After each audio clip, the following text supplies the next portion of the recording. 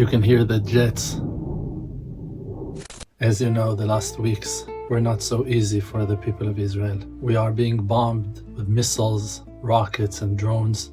Days before Pesach should be days of happiness, days of joy, days of cleaning and purification, but instead we're finding ourselves running to the shelters.